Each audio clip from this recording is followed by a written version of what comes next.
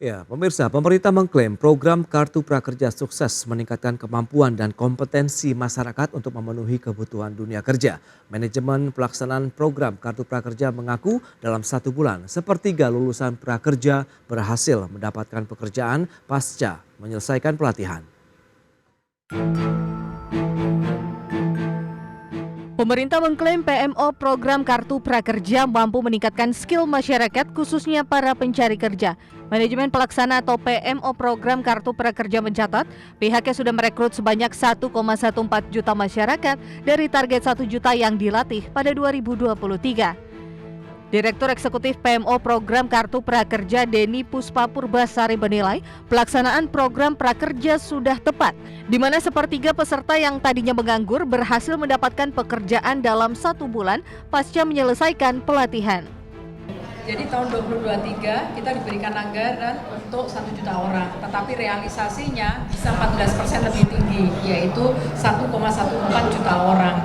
Nah, dari jumlah ini memang pendaftarnya oversubscribe hampir 4 kali. Karena itu buat teman-teman prakerja yang belum mendapatkan kesempatan mendapatkan program Kartu Prakerja di tahun 2023 bersabar karena memang uang pemerintah terbatas. Jumlah orang yang tadi Pak menganggur kalau dari survei evaluasi PMO Prakerja internal ya, dan survei kita itu dilakukan hanya 1 bulan pasca adik-adik prakerja menyelesaikan pelatihan. Meski program pelatihan dilakukan dalam waktu yang singkat, program prakerja diyakini telah membantu meningkatkan kompetensi para pesertanya. Para lulusan Kartu Prakerja paling banyak mendapat pekerjaan sebagai tenaga administrasi perkantoran, termasuk dalam bidang HRD hingga tenaga penjualan dan pemasaran atau sales. Dari Jakarta, Adi Firmansyah, IDX Channel. Ya, pemerintah melalui Kementerian Koordinator Bidang Perekonomian memberikan sinyal program Kartu Prakerja bakal dilanjutkan pemerintahan Prabowo Gibran. Hal ini lantaran program Kartu Prakerja dipandang sukses meningkatkan skill masyarakat dalam penyerapan tenaga kerja. Ya, Sekretaris Kementerian Koordinator Bidang Perekonomian sekaligus Sekretaris Komite Cipta Kerja Susiwiono Mugiarso menilai program Kartu Prakerja mengalami keberhasilan sejak dilaksanakan pada tahun 2022, maksud kami 2020. Di mana di era kepemimpinan Jokowi. Hal ini dipandang bisa dilanjutkan pemerintahan Prabowo Gibran yang memiliki jargon keberlanjutan. Menurut Susiwiono, manajemen pelaksana program Kartu Prakerja bahkan sudah disiapkan kebutuhan anggaran prakerja di tahun 2025 beserta jumlah target peserta di tahun depan. Keberlanjutan program. Kami sangat mengharapkan program ini nanti ke depan tetap harus kita lanjutkan, melihat ke depan kita makin membutuhkan program-program untuk pengembangan human resource kita, terutama prakerja ini dari sisi manfaat memang tujuannya untuk mendorong masalah kompetensi dan masalah kemampuan kompetensi upskilling, reskilling dari para pekerja kita. Jadi kalau kita lihat program-program seperti ini akan makin dibutuhkan pada saat kita masuk di dalam. Ya, pemirsa, untuk membahas tema menarik kita hari ini, pemerintah pastikan kelanjutan program Kartu Prakerja sudah tersambung melalui Zoom bersama dengan Bapak Peter Abdullah, Direktur Eksekutif Segara Research Institute. Baik, halo, selamat pagi, Pak Peter. Selamat pagi, Mas Pras. Ya, salam sehat, Pak. Salam sehat. Terima kasih juga atas waktu dan kesempatan ini terkait dengan Kartu Prakerja. Tapi sebelum membahas lebih jauh, bagaimana review Anda Pak Peter terkait dengan kondisi ketenaga kerjaan di Indonesia saat ini? Ya, permasalahan ketenaga kerjaan itu sangat terkait dengan apa yang selama ini kita sebut sebagai bonus demografi. Ya, Indonesia ini kan mengalami bonus demografi yang puncaknya itu paling lambat akan kita rasakan tahun 2030. Ya. Di balik kata-kata bonus demografi itu sebenarnya ada tantangan besar, yaitu kita harus menyediakan lapangan kerja yang cukup, ya, agar supaya mereka yang menjadi bonus demografi itu tidak menjadi bencana demografi. Ya. Besarnya jumlah angkatan kerja kita itu bisa kita akomodasi dengan menciptakan lapangan kerja sehingga pada waktunya mereka benar-benar menjadi bukan menjadi beban, tetapi menjadi support bagi perekonomian kita. Nah, itulah yang kita sebut bonus demografi. Nah, saat ini kita masih mengalami kondisi di mana jumlah yang tambahan angkatan kerja kita sebagai wujud dari bonus demografi itu belum bisa sepenuhnya kita serap. Setiap tahun kita mengalami pertambahan angkatan kerja di kisaran 3 sampai 4 juta jiwa, sementara kita mampu menyediakan lapangan kerja hanya di kisaran 1,5 juta jiwa. Jadi masih sangat besar ya mereka yang tidak tertampung di lapangan kerja formal, sehingga inilah yang kemudian diserap oleh sektor informal. Jadi tantangan kita masih sangat besar ya, persoalan-persoalan di ketenaga kerjaan ini masih sangat besar. Baik, dan salah satu program unggulan pemerintah untuk mengatasi tadi permasalahan ketenaga kerjaan di Indonesia adalah Kartu Prakerja, dan cukup sumringah juga saat ini pemerintah dengan keberhasilan yang sudah diklaim tadi begitu. Anda melihat bagaimana dengan perpanjangan lagi nih program Kartu Prakerja di tahun berikutnya? Ya, saya kira kita harus ikut menyambut baik ya. Menurut saya Kartu Prakerja adalah salah satu program pemerintah yang sejak desainnya itu sudah dilakukan dengan baik dan eksekusinya juga baik ya. Karena kita tahu ini adalah salah satu program yang sudah dilaksanakan dengan penerapan teknologi digital ya, sehingga meningkatkan transparansi, efisiensi, efektivitasnya. Jadi terlepas dari mungkin tantangan tadi ya, Kartu Prakerja ini menurut saya adalah upaya pemerintah yang cukup mendukung ya, bagaimana kita meningkatkan kualitas dari SDM kita, sehingga permasalahan ketenaga kerjaan yang sudah saya sampaikan tadi itu bisa kita secara bertahap bisa kita selesaikan. Dan kita tahu pemerintah mengalokasikan dana cukup besar ini, 4,8 triliun rupiah untuk program Kartu Prakerja dengan menyasar sekitar 1,14 juta peserta nih di tahun 2024. Tapi dari sisi APBN sendiri bagaimana? Apakah masih mencukupi begitu? Ya, 4,8 triliun itu untuk persoalan tenaga kerjaan yang begitu besar, yang begitu masif, menurut saya kurang, Mas. Masih kurang, ya, sehingga makanya masih sangat kurang. Makanya kalau kita lihat dari capaian, memang sudah angkanya sudah sangat besar ya, yang dicapai Kartu Prakerja. Tetapi kan seperti disampaikan juga oleh Mbak Deni ya, adalah manajer dari Kartu Prakerja. Jumlah yang mendaftar dengan yang sudah diakomodasi, sudah diterima di dalam Kartu Prakerja ini kan masih sangat kecil ya, rasio yang diterima ya. Mereka yang membutuhkan itu masih jauh lebih besar, sehingga sebenarnya memang pemerintah harus memikirkan bagaimana mensinergikan Kartu Prakerja ini dengan program-program pelatihan yang ada yang di kementerian-kementerian lain ya, agar supaya permasalahan anggaran ini bisa kita kurangi ya, kita selesaikan dengan lebih baik ya, dengan adanya sinergi antara Kartu Prakerja dengan program-program lain yang ada di kementerian ya. Karena sekali lagi kita butuhkan anggaran yang jauh lebih besar, dan mumpung kita punya program Kartu Prakerja yang menurut saya yang sudah jauh lebih baik, karena dengan Kartu Prakerja ini semua permasalahan transparansi dan sebagainya itu bisa kita selesaikan, bisa kita penuhi ya. Karena di Kartu Prakerja ini kan kalau kita bisa merujuk kepada sistem yang sudah dikembangkan di Kartu Prakerja itu kan tidak memungkinkan tanda kutip ya, bisa mengurangi kemungkinan-kemungkinan penyalahgunaan ya. Yang banyak proyek-proyek fiktif itu kan pelatihan fiktif itu di Kartu Prakerja ini, kalau dari yang saya pelajari dari sistem yang ada itu tidak memungkinkan, Mas. Ini kan menurut saya jauh lebih baik dibandingkan program-program pelatihan yang ada di kementerian lain ya, sehingga dengan sinergi saya kira itu bisa kita bisa mengoptimalkan anggaran yang tersedia. Baik, tapi apakah selama ini sebenarnya paralel program-program pelatihan baik yang dari Kartu Prakerja maupun yang dimiliki oleh kementerian ataupun BUMN pemerintah begitu, sehingga pada saat titik yang sama sudah ada beberapa masyarakat calon pekerja begitu yang sudah mendapatkan pelatihan. Kita akan bahas nanti di segmen berikutnya Pak Peter, kita akan jeda dulu sebentar ya. Dan pemirsa tetaplah bersama kami.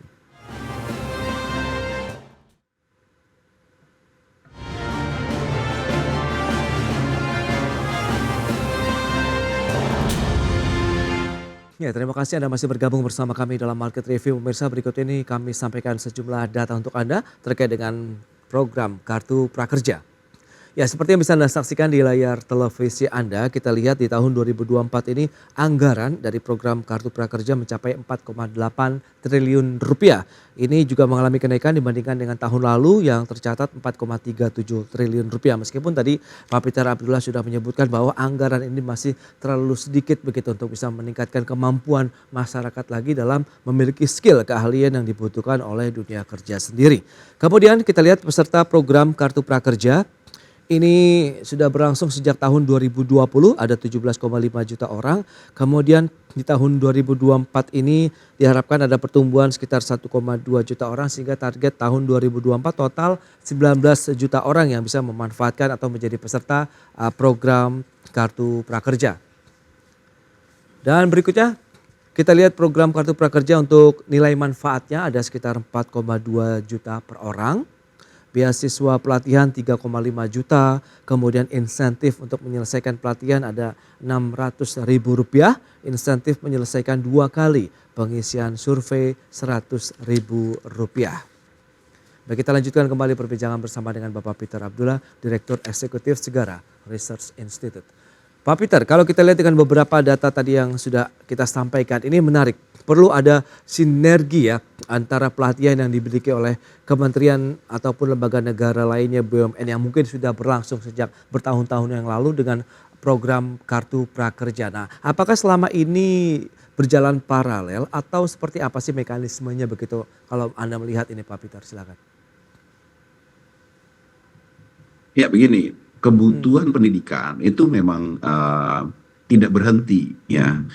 Jadi sangat wajar kalau dan kebutuhan pendidikan itu banyak ragamnya. Ya nggak mungkin kita memenuhi hanya di satu program. Okay. Ya, oleh karena itu wajar kalau kemudian program-program yang ada itu berjalan secara paralel ya. Karena tidak mungkin satu program bisa melayani semua. Ya. Nah, jadi selama ini memang paralel, Mas Bas ya. Okay. Jadi ada program di program di Kementerian Perindustrian, ada program di Kementerian Tenaga Kerja dan sebagainya. Dan ini kemudian ada program Kartu Prakerja yang masing-masing itu memiliki kelebihannya sendiri ya. Dan saya kira itu sudah berjalan dengan baik. Yang kita butuhkan adalah bagaimana mensinergikan program ini agar supaya manfaatnya menjadi jauh lebih baik ya. Kan kalau sinergi itu kan katanya kan 1+1 enggak 2 ya, 1+1 itu lebih banyak lagi. Okay. Dan itulah yang kita harapkan Kartu Prakerja ditambah dengan satu program yang lain yang ada di kementerian itu akan menghasilkan dampaknya akan jauh lebih besar, terutama manfaat yang akan dirasakan oleh para pekerja kita. Baik, dari program pelatihan yang diberikan baik secara online kemudian disinergikan dengan pelatihan yang dimiliki oleh kementerian kan biasanya mereka offline begitu ya, bisa langsung praktek. Nah, ini kebutuhan 1,2 juta orang target di tahun 2024. Meskipun yang sudah saat ini ada 850 ribuan begitu yang menjadi peserta. Menurut Anda masih mencukupi tidak sih lokasi-lokasi ataupun tempat-tempat pelatihan tadi kalau bilang ini disinergikan begitu Pak Peter? Program pendidikan ini kan tersebar ya. Dan fasilitas, infrastruktur, ya pendukung, sarana pendukung untuk pelatihan itu tersebar banyak. Yang melakukan pelatihan itu ada di kementerian, pemerintah, ya, ada juga di swasta-swasta. Ya. Dan oleh karena itu kalau kita bicara tentang ketersediaan sarana pendukung, ya, termasuk tempat-tempat pelatihan, ya, tempat praktek, ya, walaupun belum bisa dikatakan mencukupi, melebihi karena angkatan kerja kita ini kan banyak ya Mas Pras ya. Angkatan kerja kita itu sekitar 140 juta ya. Dan perlu diingat bahwasanya pelatihan ini ya, khususnya Kartu Prakerja itu bukan pelatihan untuk orang yang belum bekerja semata. Ya. Jadi pelatihan yang diberikan kepada para pekerja itu diberikan selama hidup. Ya. Okay. Jadi mereka itu sebelum bekerja ya kita kasih pelatihan. Setelah bekerja mereka juga masih butuh pelatihan. Ya. Jadi bahkan kalau kita di perusahaan-perusahaan kan sering juga melihat ada kursus-kursus untuk mereka yang akan pensiun. Ya, Oke. artinya ya, latihan itu sepanjang hidup, ya, ya karena memang belajar itu kan sepanjang hidup. Nah, oleh karena itu kalau jumlah pekerja kita itu ada di sekitaran 140 juta jiwa, berarti yang harus kita sediakan kan pelatihan untuk ya sekitar 140 juta jiwa, bukan hanya sekitar tambahannya tadi 1 juta Iya. setahun. Oke. Ya, Oke. ya terlalu makanya saya sebutkan jumlah anggarannya terlalu sedikit, jumlah programnya terlalu sedikit, jumlah tempat pelatihannya juga akan sangat sulit untuk kita mengejar untuk mengatakannya cukup. Ya. Oke. Tetapi yang sekarang ini kan kita bicara tentang bagaimana kita mengoptimalkan apa yang ada. Ya, yaitu tadi swasta punya, pemerintah punya, kartu Oke. prakerja punya. Ya. Inilah yang akan kita coba kombinasikan, kita kawinkan agar supaya kartu prakerja yang sudah berjalan dengan sangat baik ini bisa menjadi lebih baik lagi ya karena dia tersinergikan dengan program-program yang ada di kementerian lain. Baik, Pak Peter, berarti kalau memang ada upaya-upaya penambahan lagi balai-balai latihan kerja, kemudian tadi programnya juga harus ditambahkan, berarti ada anggaran dana APBN yang lebih besar lagi nih akan dikeluarkan begitu. Dan Anda melihat apakah solusi mungkin yang bisa digunakan kita mengoptimalkan lagi kurikulum pembelajaran kita begitu dari masa-masa mungkin dari SMP kemudian SMA begitu di kita berikan skill-skill yang memang berhubungan erat begitu dengan kebutuhan dunia kerja sehingga nanti mungkin implementasi pelaksananya pada saat mereka kuliah apabila mereka melanjutkan sampai perguruan tinggi, Pak Peter. Ya ini sinergi itu antara program-program pelatihan, yang kartu prakerja dan kementerian dan Oke. sebagainya. Juga perlu yang kita dukung juga adalah sinergi dengan pengguna ya sehingga pendidikan ya termasuk pelatihan yang kita kembangkan baik itu di kartu prakerja dengan di balai-balai Oke. itu sesuai dengan kebutuhannya industri ya permintaannya. Ya, makanya selalu disebutkan bahwasanya perlu kita komunikasi, koordinasi antara kedua pihak itu, ya. Oke. Dan hasil yang juga selama ini menunjukkan bahwasanya permasalahan yang menyebabkan kalau kita lihat dari angka pengangguran kita kan justru angka pengangguran tertinggi itu kan ada di lulusan SMK, ya, Oke. lulusan perguruan tinggi. Ya, kenapa? Karena memang ini kita belum mengawinkan, belum mensinergikan antara supply dan demand, ya, Oke. mengkomunikasikan itu bagaimana agar supaya hasil lulusan dari SMK kita itu benar-benar bisa diterima oleh industri ya sesuai sehingga daya serap mereka juga menjadi lebih tinggi dan ini akan sangat bagus kalau kemudian kita bicara tentang sinergi program-program pelatihan termasuk juga program kartu prakerja tadi sehingga semua gap bisa kita tutup ya. Betul. Tujuan meningkatkan kapasitas skill dari Ya. tenaga pekerja kita capai ya mereka benar-benar bisa kita kembangkan dan ini akan menjadi mendorong upaya kita untuk memanfaatkan bonus demografi yang sudah saya sampaikan di awal tadi. Baik, tapi kalau melihat dengan pola yang ada saat ini, apakah masih bisa terkejar kalau kita memang upaya untuk melakukan sinergi sementara kebutuhan tenaga lapangan pekerjaan lah kita lihat ini kan juga semakin tinggi. BPS kemarin mencatatkan ada masih jutaan masyarakat kita yang dalam posisi menganggur begitu nih, Pak Peter. Ya, nggak ada kata terlambat, Mas. Ya, terutama ya kalau dalam kondisi yang seperti sekarang ini lebih baik terlambat daripada tidak sama sekali. Ya, Oke, justru setuju. kita akan buruk kalau kita tidak melaksanakannya, ya, tidak Ya. melakukan perbaikan-perbaikan. Dan utamanya lagi, makanya saya menyambut gembira sekali kalau kemudian pemerintah sudah mengatakan akan melanjutkan program kartu prakerja karena menurut saya program ini program yang sudah dirancang dan dieksekusi dengan sangat baik, Iya. sangat sayang. Kita harus memulai dari awal lagi, ya. Nah, justru kartu prakerja yang sudah baik ini akan jauh lebih baik kalau tinggal melanjutkan apa yang sudah ada itu kita lanjutkan, apa yang kurang kita sempurnakan. Itu yang sebaiknya kita lakukan dan hal itu akan bisa diwujudkan apabila tadi support yang komitmen dari pemerintah yang selama ini sudah sangat baik itu berlanjut juga pada pada periode yang berikutnya ini ya. Oke. Harus kita Iya, iya. tahu juga ya kenapa kartu prakerja sejauh ini begitu baik, berjalan begitu baik ya. Support dari pemerintah itu sangat bagus, sangat kuat ya. Dan yang kemudian yang berikutnya lagi adalah hubungan antara kementerian yang membawahi kartu prakerja dengan kartu prakerjanya itu sendiri sangat baik. Tidak ada campur tangan ya yang terlalu dalam yang kemudian menyebabkan permasalahan birokrasi itu menghambat perkembangan kartu prakerja. Hal yang ini juga kita harapkan bisa berlanjut juga pada periode yang akan datang. Di mana kalau periode yang lalu Bapak Menteri kita, kan kartu prakerja ada di Kemenko ya, ada di bawahnya Pak Airlangga. Pak Airlangga itu memberikan keleluasaan yang besar kepada kartu prakerja untuk berkembang tanpa ada intervensi-intervensi yang mengganggu. Nah, ini kita harapkan juga berlanjut pada periode yang akan datang, sehingga kartu prakerja ini menjadi sebuah contoh bagaimana sebuah program itu dilaksanakan secara independen dan tetapi secara akuntabel. Ya, bertanggung jawab ya, bisa kita lihat dari angka-angka yang sudah disampaikan hasil dari survei terhadap kartu prakerja sangat baik. Oke, berarti memang masih banyak juga tantangan yang harus dipecahkan begitu. Tapi intinya adalah sinergi seperti yang Pak Peter tekankan begitu berulang-ulang begitu, bahwa tadi sinergi antara kementerian, pihak-pihak yang memang berkaitan erat dengan kartu prakerja hingga hasilnya benar-benar bermanfaat nih bagi masyarakat yang memang membutuhkan terkait dengan tenaga kerja, kemudian bagaimana masyarakat bisa mendapatkan pelatihan begitu yang tepat dengan skill yang dibutuhkan dunia kerja sendiri. Pak Peter, terima kasih banyak atas waktu dan sharing yang sudah Anda sampaikan kepada pemirsa. Selamat melanjutkan aktivitas Anda kembali. Salam sehat, Pak Peter.